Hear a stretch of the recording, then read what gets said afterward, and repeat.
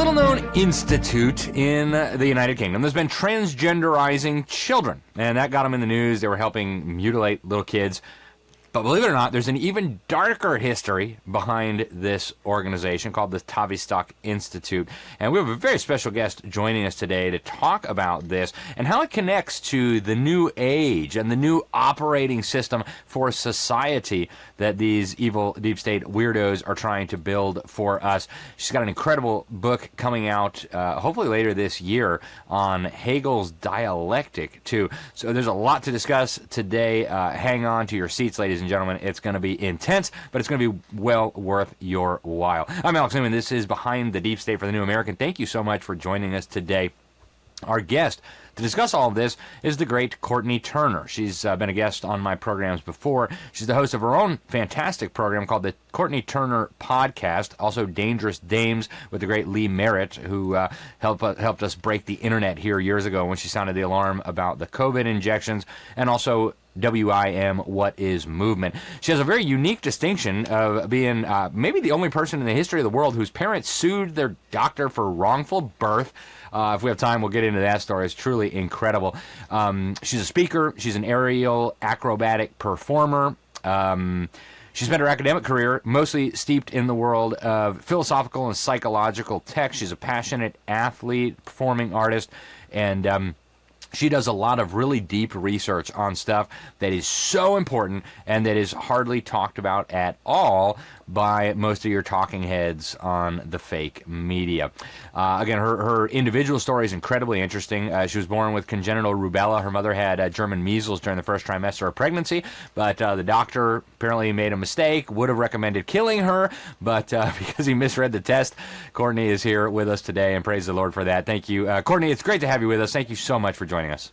Thank you. Thank you so much for having me. Absolutely. It's always a pleasure to chat with you. Courtenay, I want to start with the Tavistock Institute. They've been in the news a little bit lately for transgenderizing kids, but you've done a lot of research on the backstory there, and this is such a big part of the puzzle that I want people to understand. Give us some insight into this institute. Where did it come from? Why is it so dangerous? So, yeah, most people had never heard of it until 2022, and the Cass Review, was criticizing them, and there was a lawsuit, and it ended up being shut down for the whole scandal of being the transgender clinic. They actually joined the Tavistock Portman NSS clinic. It's a very long name because they've merged these different groups together back in 1989, and they're known as GIDS, the Gender Identity Development Services. And this was now shut down, so this was a big buzz during that time. But they have a very, very long history. There's actually speculation that they were even tied to the British War Propaganda Bureau. This is Dr. John Coleman makes those claims. There's a lot of evidence to indicate that that is true, but certainly we know that the Tavistock Clinic came on the scene in 1920, and interestingly enough, it was Herbert and Russell who donated the building for them to do their specific shell shock therapy research, otherwise known as post-traumatic stress disorder, that they were working on the soldiers. And Herbert and Russell is of that same family, the Russell clan, that created the Russell Trust, that began the Skull and Bones Society. So that is interesting. If you look it up on lots of sources, they'll say it's the same family but not the same lineage, which is interesting. But it is the same family. And so that was the Tavistock Clinic. And this just a very Cliff Notes version. It was in 1947. They got a big grant from the Rockefellers. There's speculation that the original clinic was actually largely funded by the Rockefellers, the Astor, and a bunch of wealthy families. But we know for sure that the Rockefellers donated a big grant, which enabled the Tavistock Institute of Human Relations to be created in 1947. And interestingly enough, First World War, they were working on soldiers, right, individually, working with them with post-traumatic stress disorder that they call shell shock therapy. And they were then taking that research and, extrapolating it onto civilians. So they're kind of figuring out what makes people tick, what the breaking points are, and oftentimes when there's a means of figuring out what the control mechanisms are, you can also weaponize those as well. So we can talk about where that possibly went. Well, I'm curious, Courtney, just hearing you talk. I mean, I get glimpses of MK Ultra in my mind. Yes, Is there a nexus there? Is there a link there is a between nexus. Tavistock and MK Ultra? I actually don't think MK Ultra would have been possible without the Tavistock Clinic laying the groundwork. So So, the folks, before we get into MK Ultra, just a reminder, yeah. if you're not familiar with that, these were the CIA's mind control experiments. They shredded most of the documents, so we don't know all the details, but through the documents we do have, through the testimony of victims, it was monstrous stuff that they were doing to mental patients and children. And I'm sorry, Courtney, I just probably quite a few people have never heard of MK Ultra, so I just wanted to set that stage there. Yeah, fair enough. Absolutely. So the World War One gave them an opportunity to really study the individuals. I mean, the exoteric veneer. They were focused on children. Tavistock Clinic's actually first patient was a child. So they were really working on like childhood development and what the ramifications of that were for adults, largely. Bowlby's work on attachment theory, which is very interesting actually, because I think it very much ties to MK Ultra, because he, the very quick theory was essentially focused on the different types of childhood parent-childhood rearing practices. So like the secure attachment, which would be ideal. Then there's, of course, avoidant attachment.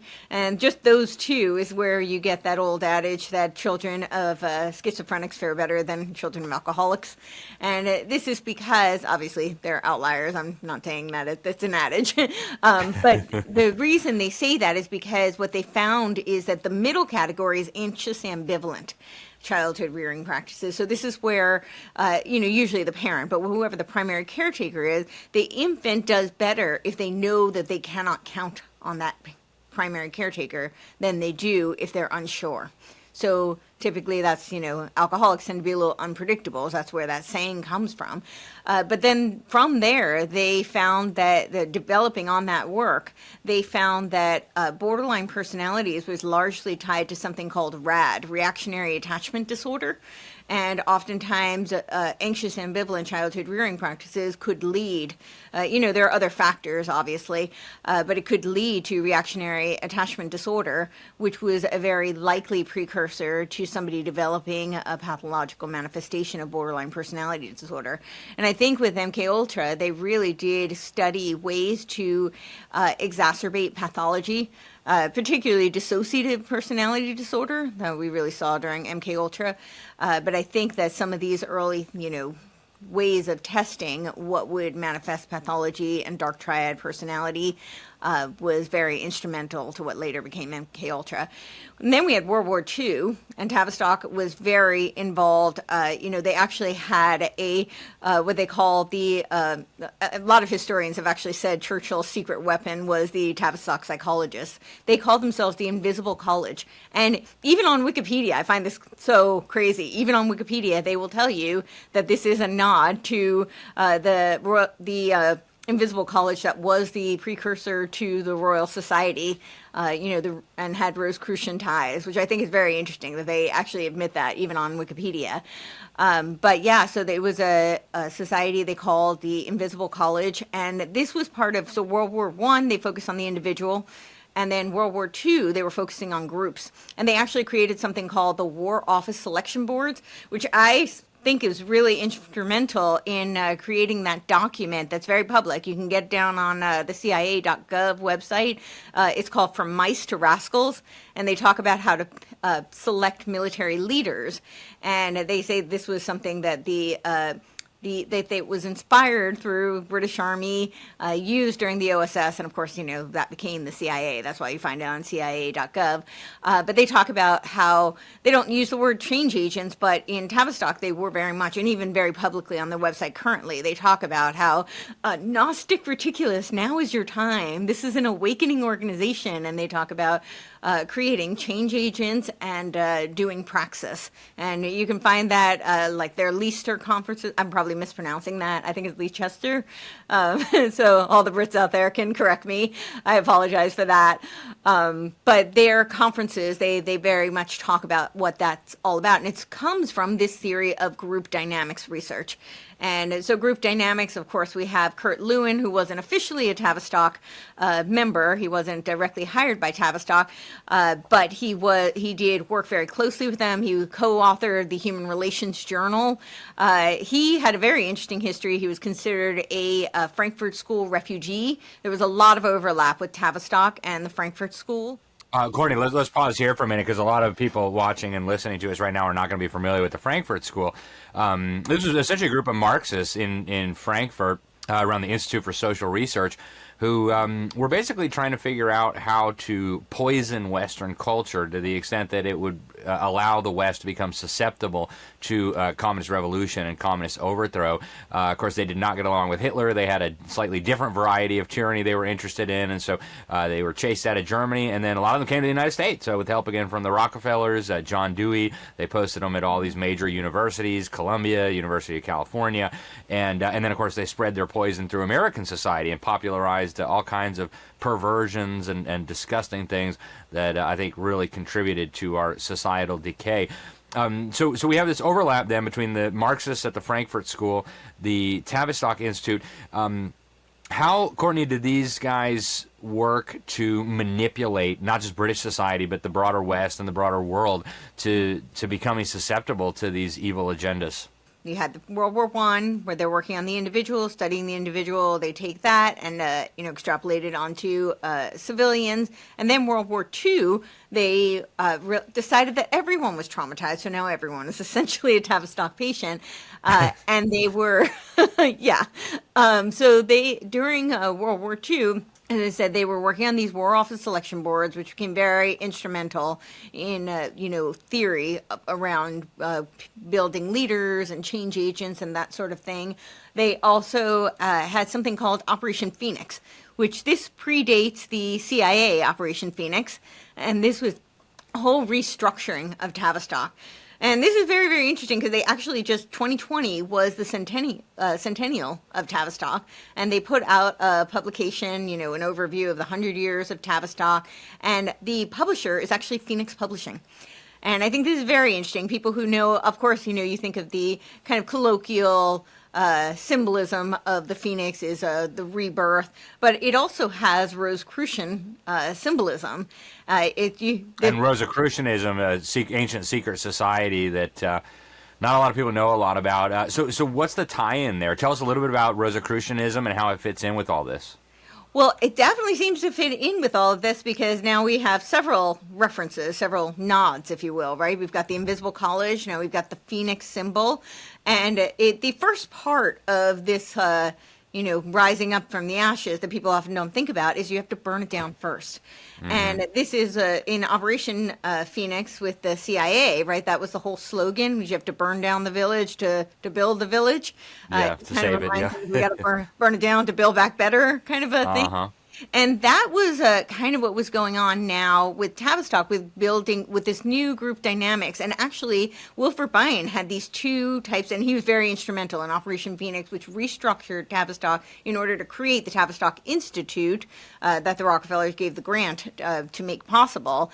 But he had this theory on groups. They were studying groups that, of course, in the military, but now they were also, the Tavistock Institute became instrumental in creating the whole field of human relations, organizational psychology. So now we're building corporate culture, which is really monumental for building the whole culture of the West, right? And also now it's become kind of a conduit for the political structure of all these public-private partnerships. I think we really saw that during 2020. Who really had the control? Even if your local, town said that it was fine for you to, follow whatever policies you wanted, and you thought were best suited for your body. If you went into a big box store, you had to abide by the regulations of that corporation, who were subjected oftentimes to the larger supranational entities, so they could meet their ESG scores and things like that. So this corporate culture really comes out of Tavistock and this Operation Phoenix restructuring and Wilfred Bion's whole theory on groups. So we have these two types of groups that he talked about. One were the working groups, which is, I think, more of an ideal situation for groups where you have, you think about a group project, and everybody's got their own gifts and talents and insights they bring to the table, and they work together and they try to create a project together, but they still retain their individual insight. Then he had something that was called basic assumptions groups, because he was very focused on leaderless groups. And so basic assumptions groups is where you have the group and you become a hive mind. He doesn't use the term hive mind, but he essentially says that you start to take on the thought processes of the group and you lose your own individuality. And this is very much where I start to see a lot of overlap from the psychologists who are brought into this Tavistock Institute, who come from a very mystical background where they kind of subscribe to a worldview that is favoring a collective consciousness or collective unconscious, as Jung puts it, who was a Mithrian, by the way, which is an ancient mystery cult. He actually had dreams that he was the lion godhead of this cult. Carl Jung did? Carl Jung did, yeah. I did not realize that, but now that you mention it, I'm not surprised. Courtney, we're running out of time quickly. There's so many things I want to ask you about, but I want to start with the obvious question. Like, what was the goal of this Tavistock Institute, as far as you can tell, and were they successful? And from understanding that, what are the lessons for us who maybe don't share that worldview and disagree with their vision for what the future ought to look like? So I would say, from what I've seen, I will just caveat this by saying I don't think they were all evil people. I think a lot of them genuinely thought they were doing good to help people. I just think their perspective of what would be good might differ from maybe mine. But I think, and mine. and possibly yours, yeah. I don't want to speak for you, but yeah, I kind of assume so. But they really had a vision that was very antithetical to a Judeo-Christian worldview. A lot of them shared a more theosophical, pantheistic type of view, whether they were aware of it or not. I just mentioned Jung, who was literally, we would consider him a Mithrian, somebody who subscribed to the cult of Mithras. And this is very much about creating for the greater good, right? Utilitarian principles where we become a collective as opposed to focusing on the individual. They actually, Ava, Freud's daughter, Anna Freud, she was very instrumental, along with Bernays, in revolutionizing advertising and public relations. I actually think Edward Bernays, the father of propaganda, right? I mean, the guy who discussed how to manipulate whole populations into doing what they wanted us to do. Yes. This is amazing, Courtney. And his nephew was the founder of today's modern propaganda machine, which is known as Netflix. Are you serious? Yeah, so Mark the founder of Bernays. Netflix is the nephew of Bernays? Yes, Mark Bernays. Wow. Oh, man, there's so many mother. connections here. Yeah. So there were so many other things I wanted to talk to you about, Courtney. We're going to have to get you back in the not-too-distant future, because we're going to run out of time before we can get to them all. But my simple question... So obviously, some of these things they discussed publicly, but it's not like you could pick up the front page of your newspaper and see, like, oh, Tavistock is planning to manipulate human society to move us in a new direction. I mean, this stuff was, a lot of it happening in the shadows. It was happening behind the scenes. And yet we're talking here about population scale manipulation of human beings' thoughts and emotions and worldviews, really for a very strategic purpose. How do we combat that? Because, I mean, no doubt all of us have in some ways been impacted by this already. How do we identify that, neutralize it, and even push back against it? It's a really great question. So to me, this actually kind of ties into why I wrote my book, because I can talk a little bit about that. Just, I think, they tend to create this group identity. And we see that all the time, right? It's, whether it's done by race or whether it's done by gender or, which there are two sexes, by the way, but, but they decided, I think there's 181 genders or something. I don't know. I've lost count. But, they want to create these groups, these categories, so that you can fight against each other and you lose your identity. Remember, this goes back to the borderline personality. The cornerstone of borderline personality disorder is where you don't have a strong core sense of self.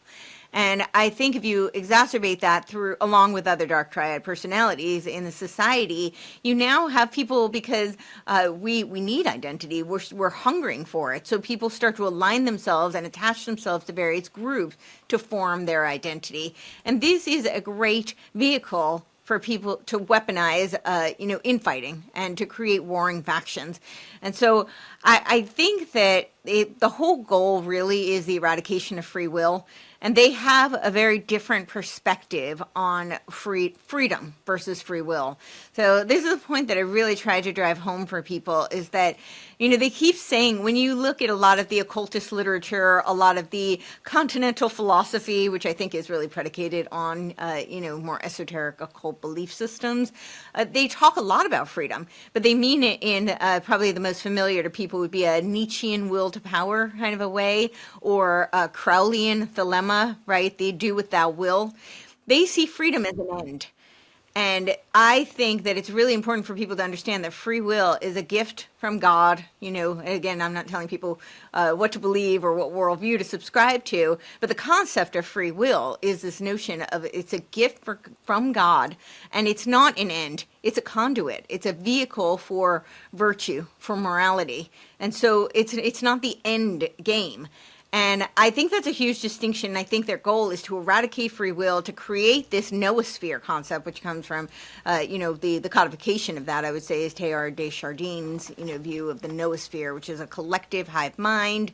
Now we're hearing transhumanists talk about things like the singularity. And I think that really is their end goal. But they need to lay the groundwork where people are spiritually kind of bought into this concept that we're already part of one. There's already a oneness, or theosophists would call it the source, and our goal is to return to source.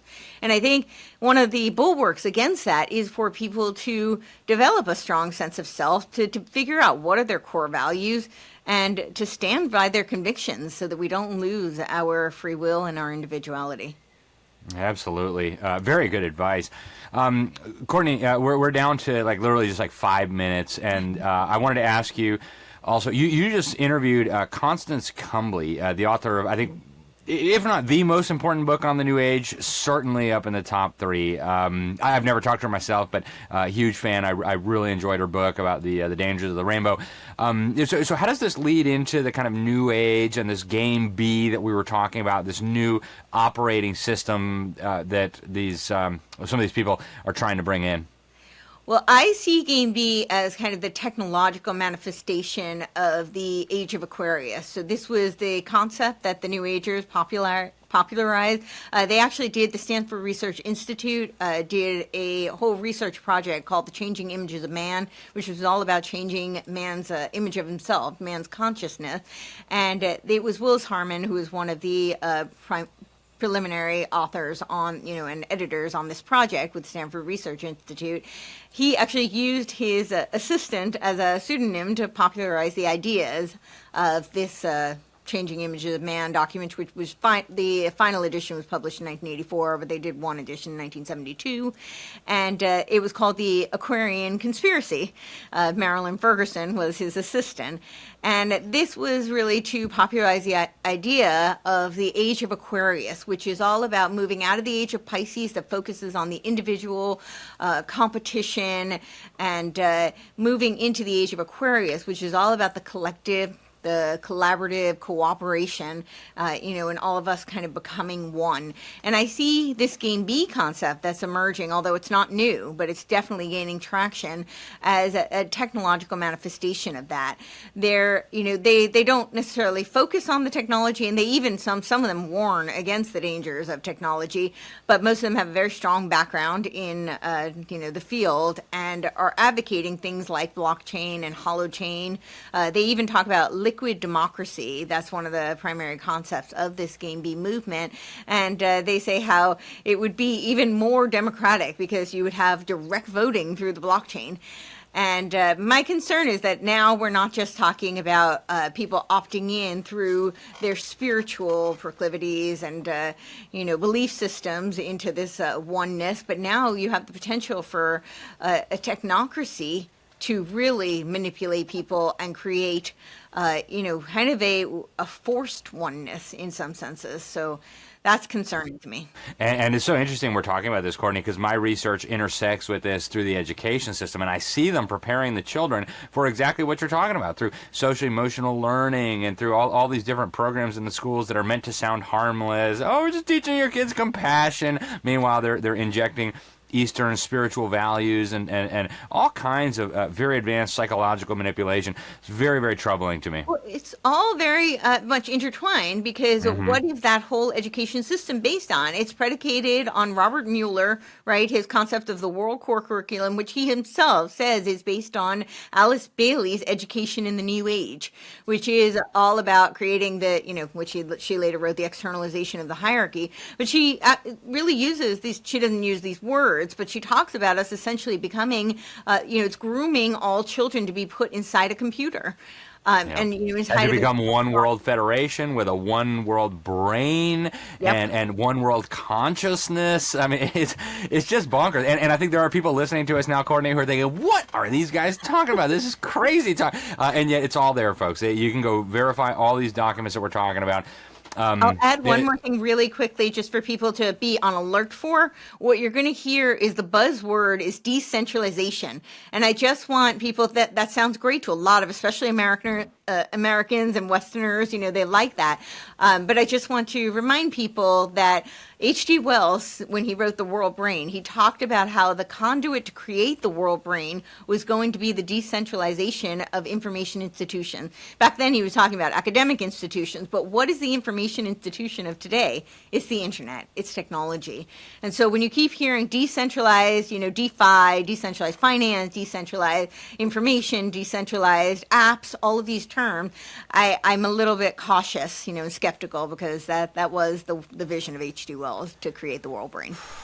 Unbelievable. Well, we didn't even get to talk about your book, so we're going to have to... I know it's not ready yet. I know you got some more chapters you're working on, so we'll just throw out a little teaser for the folks, and God willing, we will bring Courtenay back to discuss this, but she's got a book going to come out hopefully this summer called Hegel's Dialectic, a Gnostic Jacob's Ladder and a Machinery of Control. And just the title alone makes me want to drop everything and read it, so I can't wait till you finish it up. Courtenay, you do a great podcast, Courtenay Turner podcast. I've been very honored. In fact, I think I was the first guest on your podcast, if I'm not mistaken. Not to toot my own horn, but so you're doing great work. I really, really appreciate you coming on. How do people find your podcast?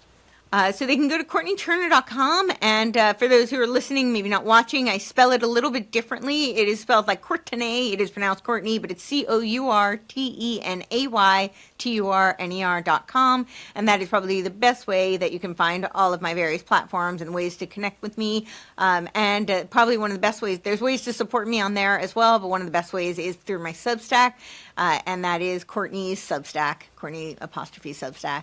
Very good. Courtenay Turner, thank you very much for your incredible research. Thank you very much for spending some time with us today. Can't wait to get you back later this year to discuss your upcoming book. So thank you once again. Thank you.